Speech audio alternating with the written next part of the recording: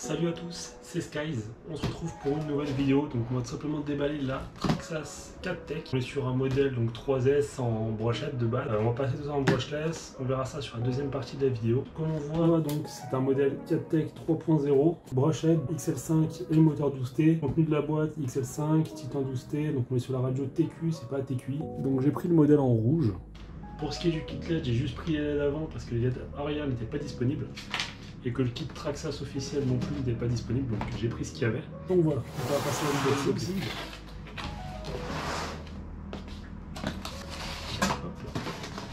Donc on a une première boîte dans laquelle on va retrouver la radio.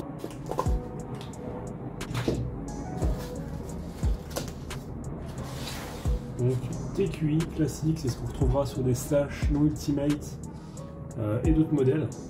Donc c'est les anciennes radios qu'ils ont remis un peu sur les nouveaux véhicules. Quand même un peu dommage pour le prix qu'on paye qu'on ait qu'une simple TQ et pas une TQI. Donc elle est accrochée au fond.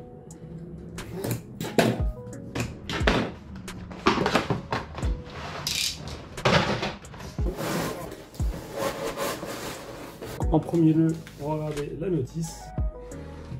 On va retrouver le pignon haute vitesse. 22 dents. On retrouve ce qu'il faut pour serrer les amortisseurs, parce que oui, ce n'est pas les amortisseurs avec l'espèce des petites couronnes qu'on tourne.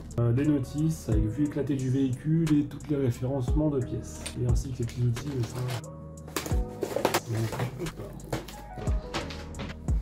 Là vient le moment un peu satisfaisant de tout ce film.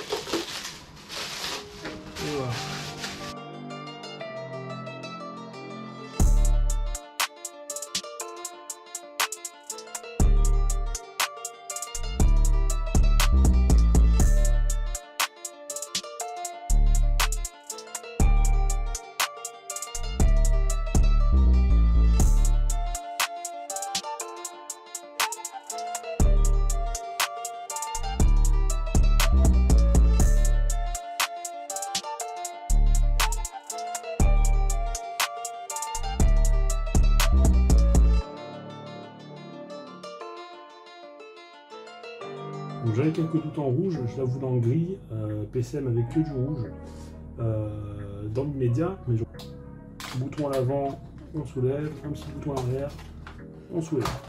Déjà intégré les light buckets, donc comme vous les voyez ici, plus qu'à enclencher. Pareil à l'arrière, donc moteur 12T XL5. Ce qui est des pneus, les pneus sont plutôt bons hein, là-dessus, c'est des pneus gomme. D'origine, sans enlever la cale, on peut rentrer nos bashings sans problème.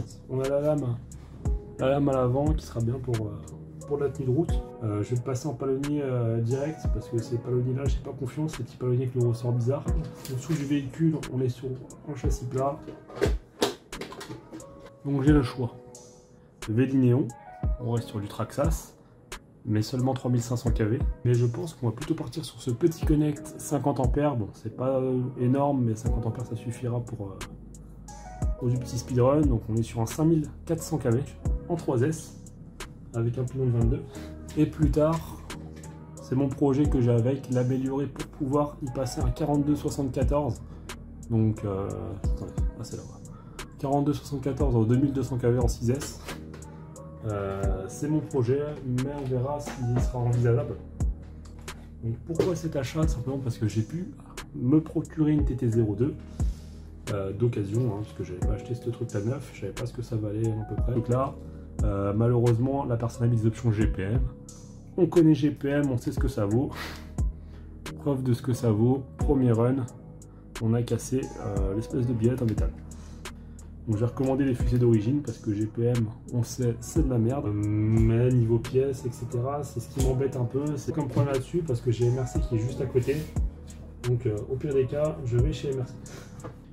Pour comparer un peu,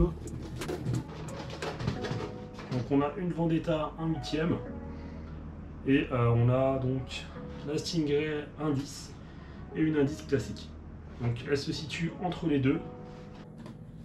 Si la taille existerait, ça serait du 1.9, c'est plus du 1.9 que du 1.10, mais bon, on connaît chez Traxxas, toujours plus long que prévu, et ça c'est ce qui est cool aussi, pour faire la même longueur qu'une Vendetta. Bon, c'est ça que j'aime bien, c'est que c'est intermédiaire. Sur ce, c'était Skies. J'ai été content de pouvoir vous faire l'unboxing. Et puis on testera ça dimanche.